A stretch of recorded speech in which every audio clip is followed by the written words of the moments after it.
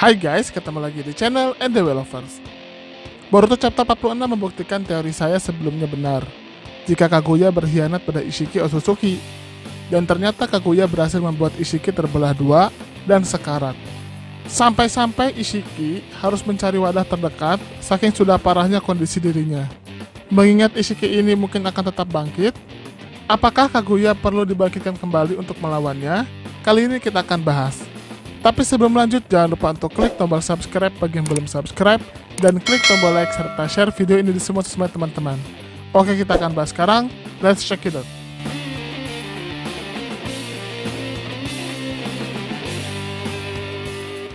Oke, pembahasan ini memang kesannya agak ngeri ya. Membangkitkan Kaguya itu seperti mengaktifkan kembali bom nuklir terkuat yang berhasil dinonaktifkan. Tapi agar teman-teman bisa mengerti kondisinya, kita bahas dulu tentang alasan dibaliknya. Ishiki Otsutsuki sudah dikonfirmasi adalah pasangan Kaguya yang turun bersama ke bumi. Sebagai seorang Otsutsuki, Ishiki bisa dikatakan sangatlah kuat. Kekuatannya bisa saya katakan ada di atas Naruto dan Sasuke. Coba kita flashback kembali ke pertarungan Naruto dan Sasuke melawan Jigen.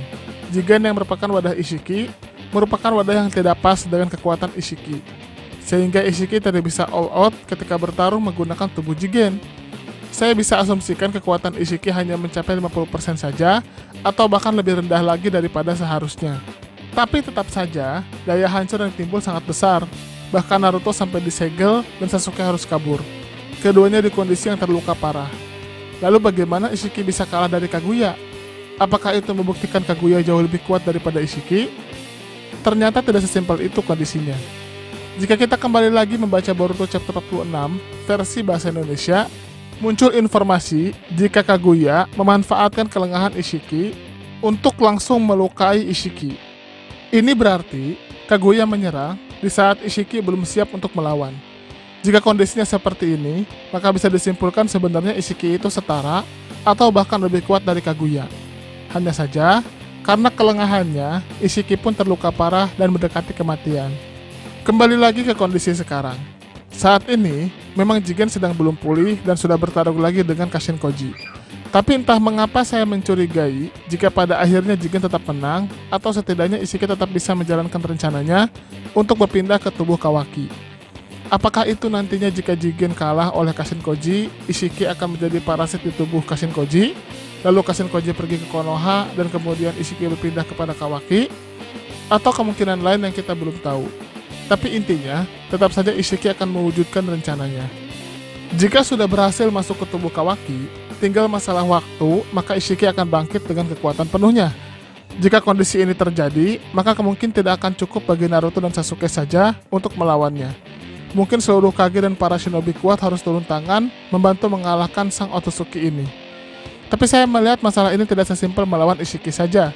Saya pernah menyampaikan di video sebelumnya, jika Kara ini hanyalah pembuka dari arc yang sesungguhnya, di mana itu adalah perang besar. Perang besar ini berbeda dengan perang yang biasa, karena ini melawan para Otsutsuki. Ini tentunya sesuai dengan rencana Kishimoto dan Kodachi, yang ingin menutup trilogi Naruto ini dengan perang antar planet melawan klan alien terkuat. Jika itu memang benar, maka bahkan para shinobi bumi pun tidak akan cukup untuk melawan kekuatan klan Otsutsuki. Nah, disinilah bom atom besar yang sebelumnya dikurung mungkin harus dilepaskan. Yaitulah Kaguya Otsutsuki. Mengapa Kaguya harus dibangkitkan? Kita harus tahu dulu jika sebenarnya Kaguya ini berbeda dari Otsutsuki yang lain. Dia sebenarnya tidak berniat untuk menghancurkan bumi dan menyerap habis seluruh energinya. Ada rasa cinta yang mendalam bagi Kaguya terhadap planet ini. Itulah mengapa ketika dia pertama kali dibangkitkan, Kaguya mengatakan jika bumi ada di dalam perlindungannya dan memilih bertarung di dimensi lain. Jadi sebenarnya, Kaguya ini pelindung bumi. Hanya saja, cara yang dia gunakan untuk melindungi bumi salah.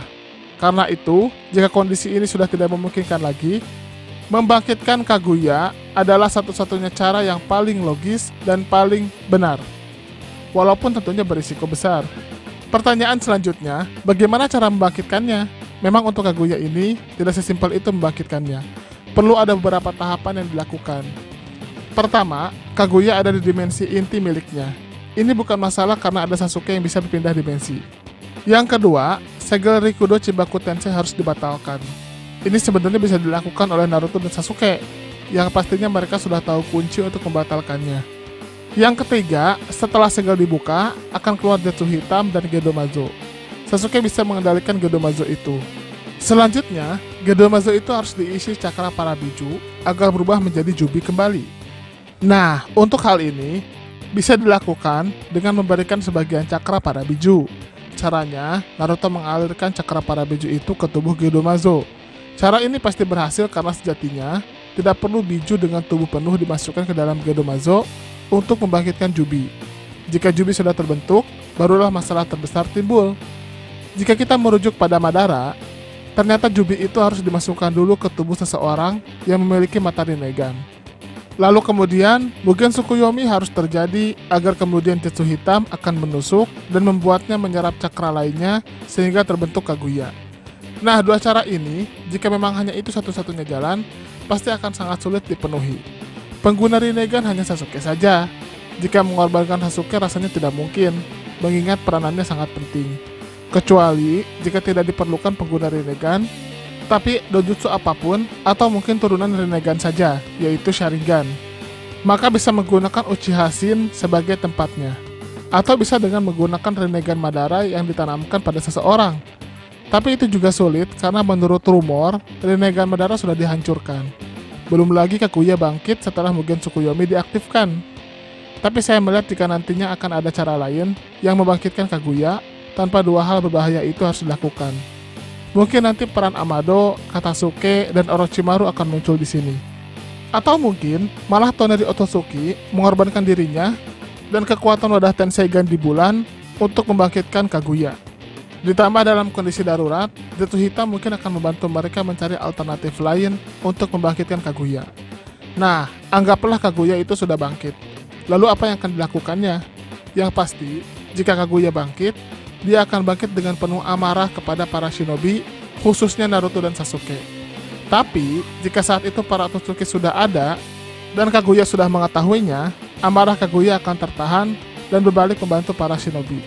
Hal itu karena, kalaupun Kaguya membantu para Otsutsuki, Kaguya tetap akan dibawa pulang dan diadili atas pengkhianatannya kepada klan.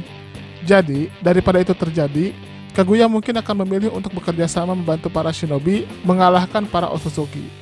Itulah kemungkinan jika Kaguya dibangkitkan. Bagaimana menurut teman-teman? Silahkan berikan komentarnya di kolom komentar kami. Terima kasih.